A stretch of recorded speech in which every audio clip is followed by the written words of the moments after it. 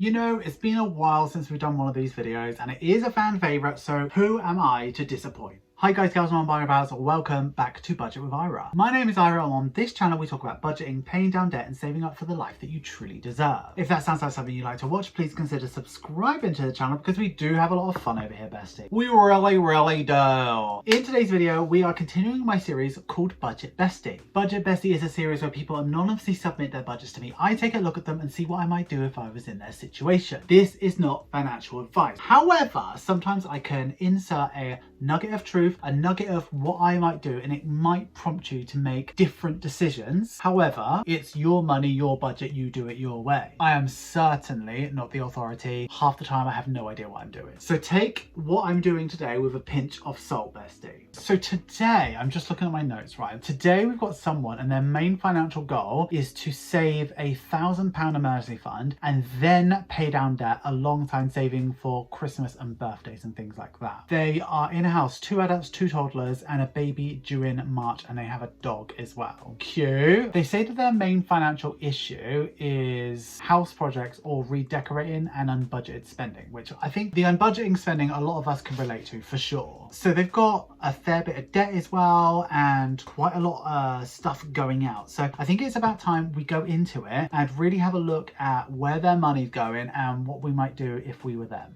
Let's do it.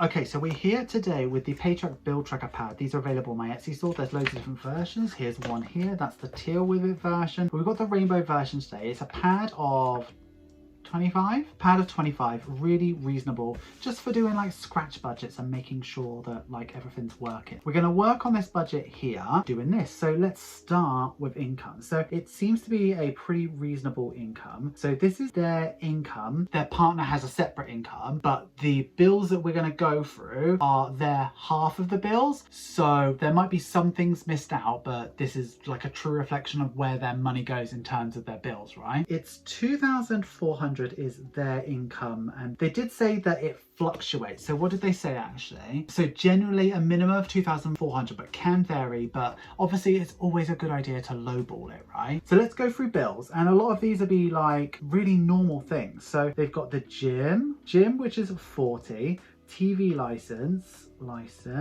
which is like 15. They've rounded up a lot of their stuff. So they've got Sky phone. So I think this is probably the Sky service, and then maybe their home phone or their mobile phone. Not really sure, but they pay £50 a month for that, which I think is crazy. Then they've got a SIM only phone deal. So I think that's their mobile phone. That's £12, pretty okay. Then they pay for broadband. This is obviously separate to Sky. So maybe they might be able to add their broadband into Sky and get it a bit cheaper potentially. Then they got their rent and water. So this is going to be a low figure, but I bet you it's half, 500. And then they've got gas and electric, so £140 for that. Then they've got council tax, which we know is going to be half, 140. Then they pay for prescriptions, which is 11.45.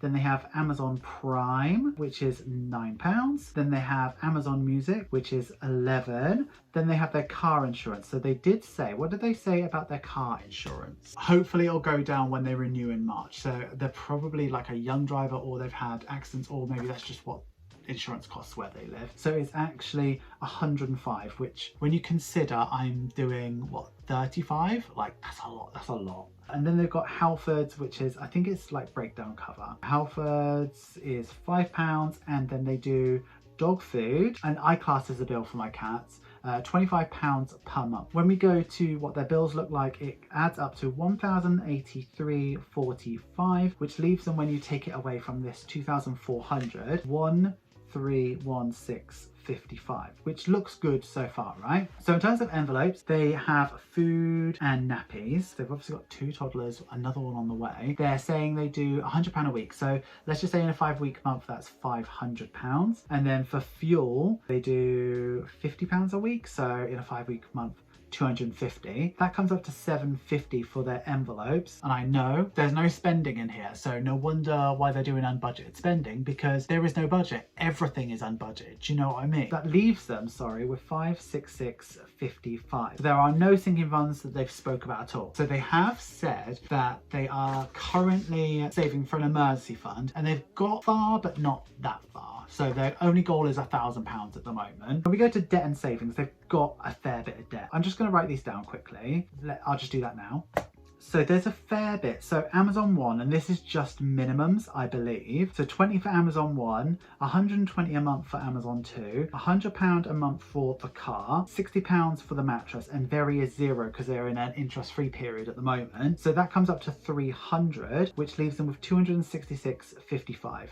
Where that is going, probably spending. And things like that, but like being realistic, this is why if you don't have a plan for well over £250 every month, you're just going to spend it on junk. You're probably going to beat yourself up about unbudgeted spends while there's money there for it, if that makes sense. This is an ineffective budget, I would say, because there's some bits that we can sort of change and do stuff with. Let's get the red pen out. Here she is. This is the red pen, and this is where I sort of make changes and do things that I would do, because obviously we want to make a dent on here, but we want to be saving for an emergency fund as well. And we want to, what were the goals again? Save £1,000 emergency fund and then pay down debt alongside saving for Christmas and birthday. So we've got a bit of wriggle room with the £266, but I want to make a little tiny bit more room. Let me talk you through my reasoning for this. So what I would decide to do is to either get rid of Sky, but it looks like it's in a package with your phone as well, so it looks like it's like needed. So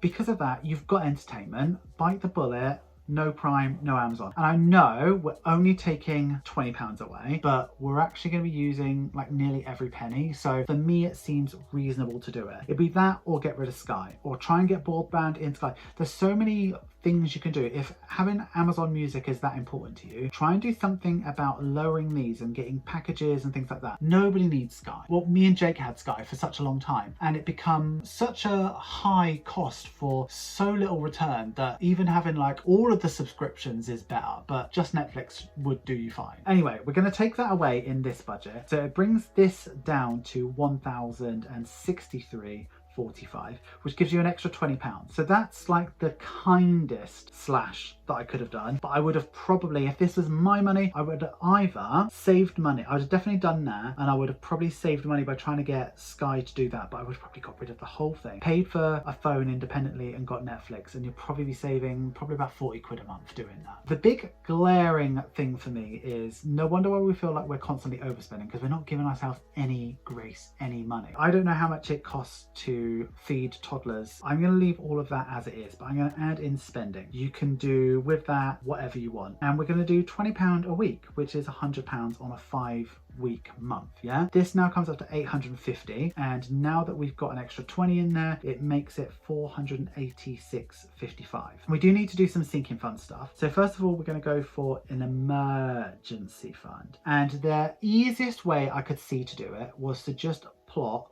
£100 per month into it. Yes, it will take 10 months to do that. At the moment, because the emotional part for this person is to get to an emergency fund, the debt is kind of getting in your way. So you could get rid of debt and then it becomes easier to save up an emergency fund. But what if an emergency happened while you're paying off debt? Because the emergency fund is more important, the most I would do if it was my money is to do £100, and then just in 10 months you've got it, right? So I'll do £100, and then for birthdays and Christmas, we've got £40 per month for each of them, £10 per person in the house, and then it'd be like £520 at the end, like if you did a full year of it. So that's like a lot of money, yeah? But it means that you can also do other stuff over Christmas, like get a new tree or whatever. I have thought about adding a category called home projects, but at the moment, we're not in a place where we can do that. So I would use my own spending money to make that happen if it was that important to me, right? So that comes up to 180, which leaves you with 306.55. If you're looking at this, you'll see that we're not doing much more than the minimum. And I'll tell you why, because we'll move over to that in a sec. This is still 300, so it leaves you a smaller buffer. But as we said, this income fluctuates so much. This is the best because you can rip off. It's a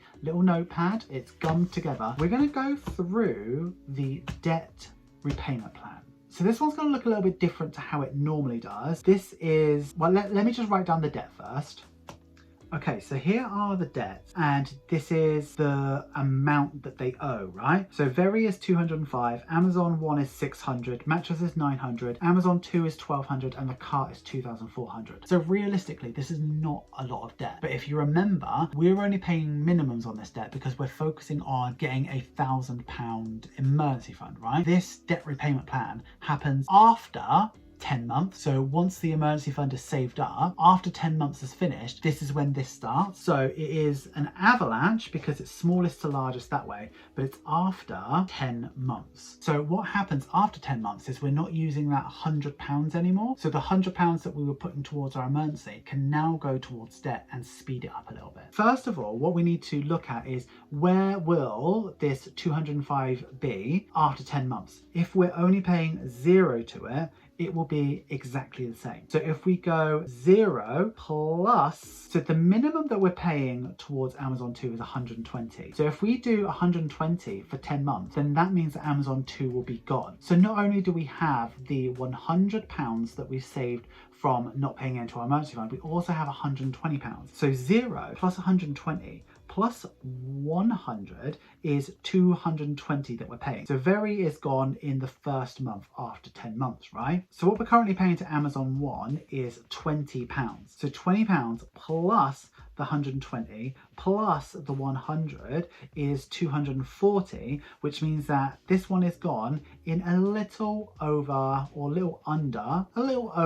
2 months. Mattress is 900. By the time 10 months has gone by, because we're paying £60 per month, by the time 10 months has gone by at £60, we'll have £300 left of it. So 60 plus the 20 that we've got from there, plus the 120 that we've got from not paying off Amazon 2 anymore, plus the 100, that leaves us with £300 exactly. 300 to pay off 300, we'll do that in one straight month. And then car, by the time we have been paying the £100 per month over 10 months, we will have 1,400 left over. So plus the 60 that we've got from Mattress, plus the 20 that we've got from Amazon 1, plus the 120 that we've got from Amazon 2, and plus the 100 that we've got from the emergency fund, that makes £400, which means that's gone in 3.5 months. I know it's like relatively difficult to follow, but basically in 10 months time, this will be gone and the debts will be much smaller just by paying the minimums. Yes, there will be interest, so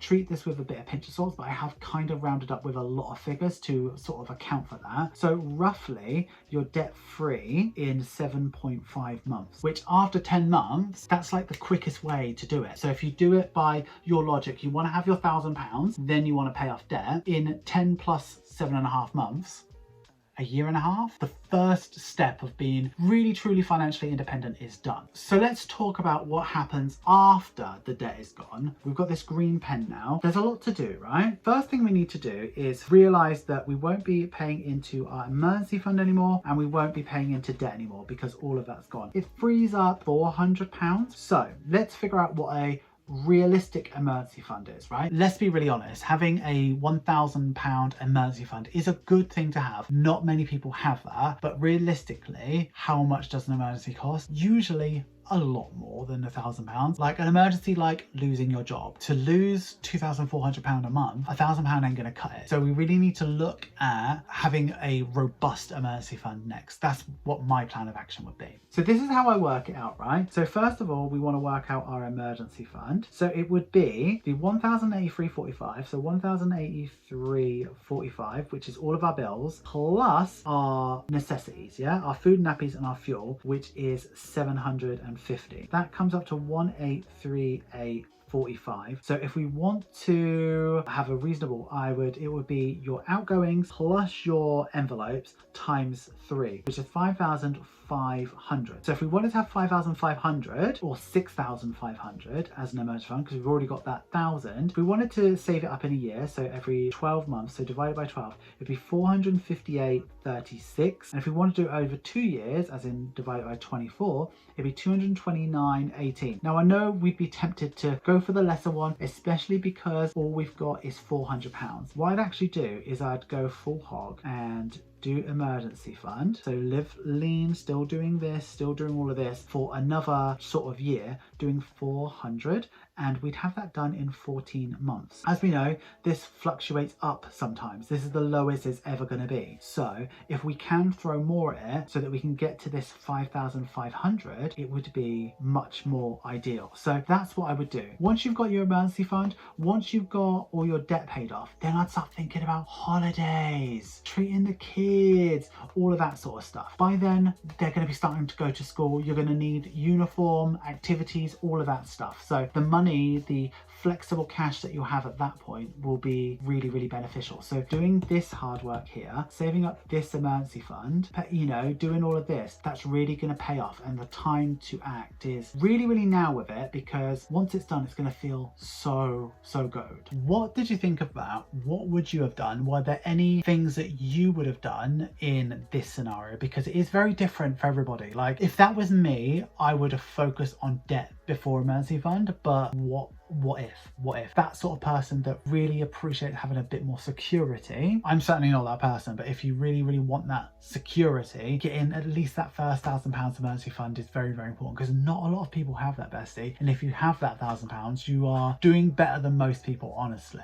Hi guys, gals and non-binary pals, thank you so much for getting through to the end of the video. You know I love it when you get through to the end of the video. Please give this video some love, make sure you like, comment, share and subscribe, and if you are going to comment, please use this emoji. I really mean it when I say, please let me know what you would do in this person's situation, because it doesn't offend me if you would go a completely different way, because this is only my opinion. And as I said, I don't know all the answers. This is not financial advice. So if you do something different, I'd love to know what you would do. Please let me know in the comments down below. We have a lovely, good discussion on these budget besties about that sort of stuff. Have you considered becoming a channel member or a patron? Patrons get exclusive content, sneak peeks and significant discounts off my Etsy store. Channel members get early access to every single video. In fact, they've seen this video long before you have, bestie. If you like sound of those perks and you like the sound of me, have a look at the links in the description. You will not regret it, bestie. An extra special massive thank you to our top tier patrons, also known as Sugar Daddies: Angela Reeve, Angie, Beth Dorr, Kathy and Diana Hazel, Celeste Barentine, Denise Nelson, Diana, Emma Playford, Janice Backman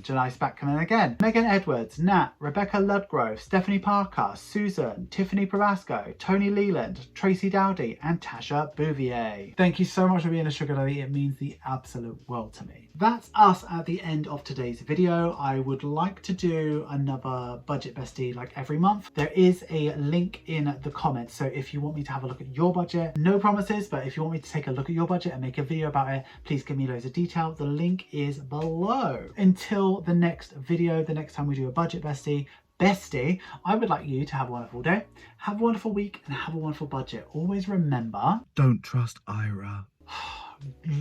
Who knows what this bloody thumbnail's going to look like. Let's just do